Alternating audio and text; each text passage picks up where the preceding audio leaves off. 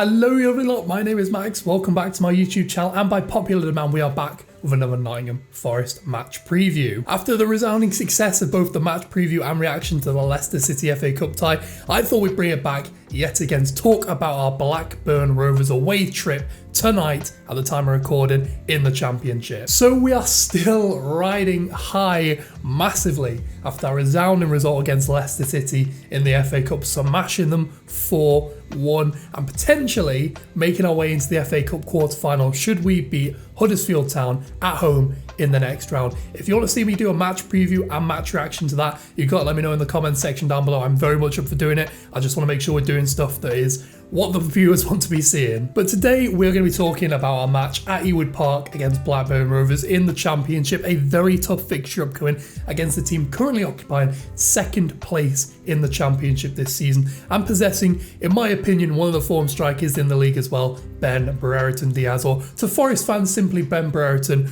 who obviously came through our academy a couple of years ago before joining the Rovers. So before we get into that, don't forget to drop a like down below and subscribe to the channel whilst you are down there, and also turn on notifications so you don't miss a single match preview or match reaction coming up in the near future. I've also got a bunch of ideas for Nottingham Forest content. I've got some tier list ideas. I'm also wanting to do some Champions League previews, so again, let me know in the comments what matches next week you want to see me preview from the UEFA Champions League.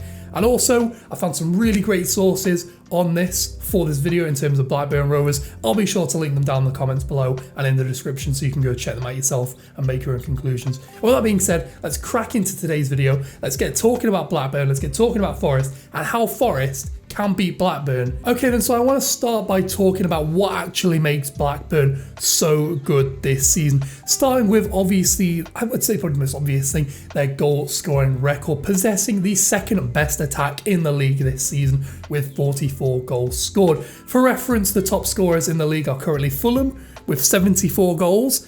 Obscene. I don't know what's going on down in the cottages, and Forest themselves have scored 38 this season, so they're a little bit ahead of us in the goal scoring metrics. Despite this, they're not the most potent team in front of goal. They actually only take the 15th most shots in the league per 90 with 10.8 and are actually only marginally a shot positive team, i.e. a team that takes more shots than concede shots, conceding 10.7 shots per 90, meaning they're only 0.1 above a shot negative team. Now this to me suggests a couple of things, and obviously read into it in your own way of course. Firstly, that they are very good at taking the chances that they generate, possessing the 4th best conversion rate in the league at 12%. For reference, Forest have about 10%, meaning 1 in 10 shots leads to a goal. And 2, that they're built on a pretty solid defence, possessing the 7th best defensive record in the league this season, having conceded 30 goals in their 30 games played so far. So to conclude this little section, Forest will really need to be wary of Blackburn's threat and their ability to tuck away chances on the counter-attack with a high degree of efficiency, but may also experience some issues breaking this side down as well, particularly down the right hand side, but we'll get into that in a little bit. So now let's talk a little bit about how Blackburn actually play the game, how Tony Mowbray has them playing, and it's actually quite interesting to see the transformation of this team from what they were last season to what they are this season. Now I'm going to caveat this, apologies I've not seen as much of Blackburn as I probably should have this season, despite the fact they're a really good team. They just don't seem to be on TV that often, and obviously being a Forest fan, watching the Forest games are a little bit more my priority. So apologies if you're a Blackburn fan and I'm sort of stepping out online on some of these things I'm saying, but I think generally I'm making some pretty interesting points here. Now the transformation from this team is from a ball dominant possession heavy team averaging 57.8% possession last season to a direct counter-attacking side averaging the least possession in the league this season at just 42.3%. Under a single manager over that period, it's quite rare you see such a shift in the style of play under a team, and it's been addressed in quite a positive way. This has been combined with an increase in defensive intensity, decreasing the amount of opposition passes allowed per defensive action, i.e. the amount of opposition passes strung together before they attempt a tackle or a block or an interception or that sort of thing. Going from 9.51 in 2020 to 8.38 in 2021, which is the second best in the league over that period. Moreover, this dramatic shift in style has actually seen them tighten up their defence quite significantly, conceding 0.13 goals less per 90 this season, and actually increasing their goal scoring ability as well ever so slightly, scoring 0.06 goals more per 90, meaning they've become a much more positive team with their expected goal difference. In terms of the actual formation, in the loosest sort of way, they've shifted between a 3 and the 4 at the back system during the majority of this season, and I've seen players like Ben Brereton and Sam Gallagher become pretty crucial players under Tony Mowbray's system. But for me, I want to take a bit of time to profile one of their other players called Joe Rothwell. He's someone I don't actually know a huge amount about. I've not really seen him play that much, but his numbers under the hood look pretty solid this season. He's their top assister in the league with 7. He's also contributed 3 goals of his own, making 1.6 chances for his teammates and completing 1.6 dribbles of his own, both the most in the squad per that metric. He's able to play at 10 or 6 or an 8. He's played at a 10, a 4-2-3-1 or at the base of a double pivot. He can kind of play a little bit of everywhere. The only issue in his game really is his defensive ability, particularly when he's playing a deeper position. He doesn't complete a huge amount of defensive work, and his defensive midfield partner is required to mop that up. So that is something potentially Forest could exploit in this game, should Rovers choose to go this way. Of course, though, their main man is their goal-scoring maverick, Ben Brereton, currently on 20 goals in the league this season, taking 2.7 shots per 90, completing 1.6 dribbles, and looking like one of the form players in the EFL Championship so far this season as we reach the 2/3 stage. So to summarise how Blackburn actually play, they have transformed from a possession-heavy, sometimes pedestrian team who would often lack much threat despite what their possession may suggest, to a more direct, counter-attacking team who do most of their best work off the ball. So how are Forest actually going to be able to get up against Blackburn, and how can they actually beat them? Well, let's talk about that a little bit. Forest may actually struggle a little bit down the right hand side, where we've probably been at our strongest this season, as this is where Blackburn concede the least of their shots so far this season, with just 13% from this area. Forest may actually be at their best attacking down the left hand side, with Blackburn being more leaky down this side compared to the opposite side, and this could involve deploying Philip Zinkernagel as one of them wide left 10s, similar to how he played against Leicester, his ability to come central when the opponents are building up from the back, and then his ability to drift out wide in attacking situations. And we've seen him really thrive in that position, again particularly against Leicester where he scored and obviously set up that goal for Jed Spence as well. As I've mentioned, Blackburn do their best work off the ball this season, with the lowest average possession per 90 in the league this season, which could be addressed in one of two ways by Forest. Firstly, Forest could just force Blackburn to see a lot more of the ball, which would prevent Blackburn being able to catch Forest as high up the pitch in more threatening situations. This is something Forest did quite a lot under Sabalimucci, forcing teams to have the ball, playing for the counter-attack, and was quite successful at doing this. On the other hand, Forest could simply just play into the hands of Blackburn, seeing a lot of the ball, attacking down the wide channels, and just rotating and recycling the ball through the midfield, which is likely going to be Garner and Yates, who do pretty good work doing that in the midfield.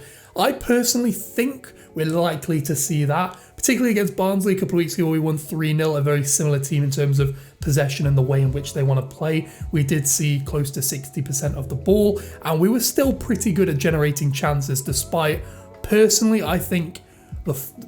fact, personally, I think we do our best work off the ball. I think our team is garnered more to a counter-attacking style. We saw that against Leicester, we saw that against Arsenal, where we saw basically none of the ball, but our ability to hit them quickly on the counter-attack. Even the Derby game, Derby saw about 52-53% of the ball. We were still able to hit them pretty effectively on the counter-attack. I think we'll probably dominate the ball against Blackburn, but honestly, it could just go either way. I'm not really sure. So to conclude, I think this game is genuinely going to go one way or the other. It's either going to be a 0-0, a drab affair, not much going for either teams, or it's going to be an absolute goal fest. Both teams have the abilities to score goals, being pretty prolific teams over the course of this season, but also possess two of the best defences in the league this season. Forest have only conceded 29 goals in their 29 games. Blackburn have conceded 30 goals in their 30 games, and it could genuinely, like I say, it could go either way. Obviously, as a fan, I hope Forest win, of course, and I hope there's loads of goals and entertainment to talk about.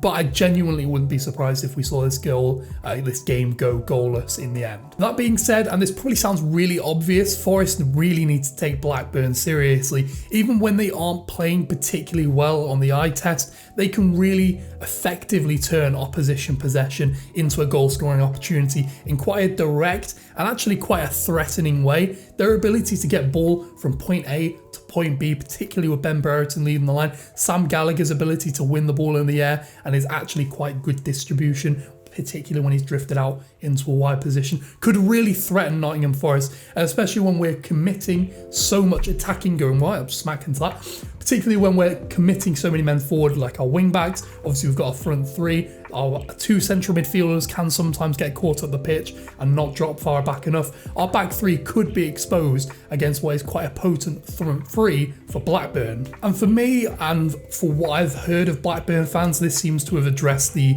biggest issue Blackburn have had over the last couple of seasons. Despite their average possession over the last couple of seasons increasing, they're not doing a huge amount on the ball. They're certainly not progressing the ball as much as you would expect a team averaging nearly 58% possession to be doing. And instead, they've shifted to this more direct style, which has addressed the problems that they don't really have a real possession-based creative threat in their team. And in fact, their team is better shaped and better laid out for a more direct counter-attacking system. Very gesturing with my hands today, I don't know what's going on. Overall, as negative as this may sound, I think this game's probably going to end up being a 0-0. I think there will be chances from both teams. I think both our attacks are too good not to create chances, particularly Blackburn's. But I don't think either defence is going to allow those of real high quality in terms of chances. I think especially our defence, has been really underrated this season, particularly since Steve Cook came into the team. He's just shored things up, given a little bit more experience to McKenna and Worrell. And I think after that Leicester game, we're kind of riding on a high. Maybe we will nick something. I mean, we've seen momentum in that sort of way really impact games. But that being said, we then went and beat Arsenal and then lost to Cardiff the next week. So anything genuinely could happen. Obviously, let me know what you think the scoreline is going to be down in the comments section down below. And when the video is concluded, also comment down below what you thought of the game, what you thought of Blackburn's style, and more importantly, what you thought of Forest's performance. We're going into this in good form in the Cup, obviously having beaten Leicester and Arsenal in recent weeks, but actually in quite mixed form since Christmas, having lost to Huddersfield, having lost to Middlesbrough, having lost to Cardiff. Three teams who really we should be beating, but then also having beaten Derby and Barnsley pretty heftily in other weeks gone by. An interesting run of form for Forest, and probably our biggest test in a good month or two in the league. It should be interesting to see how the Reds react to it. Of course, our next game in the league is against Stoke City at home on the 12th, which I believe is Saturday. Let me know in the comments below if you want to see me do a preview for that as well. I'm definitely up for doing that, and also maybe doing some reactions to it. It's going to be a big game. Stoke, sort of mixed form in the league at the moment. We're aiming for the playoffs. Should be a real crunch tie, that one. And of course, I'm looking at doing some UEFA Champions League previews next week, so keep an eye out on the channel for those. Hopefully going to be talking about some of the bigger games, including Barcelona versus Real Madrid, and a couple of the bigger Premier League teams taking on their Champions League opposition as well. So stay tuned for those in the near future. The last thing I want to say is thank you so much for helping the channel reach 250 subscribers. I'm blown away by the support shown on the recent videos, particularly in the last week. It means so much to me. I'm really looking forward to getting some different content out there. If you haven't shown support to the channel, but you would like to, please consider dropping a like on this video and subscribing whilst you're down there. It costs you absolute zilch, makes my day when you do it, and it really helps get the videos that we're creating here out to a wider audience. But that is the end of this video, so until next time, I will catch you later.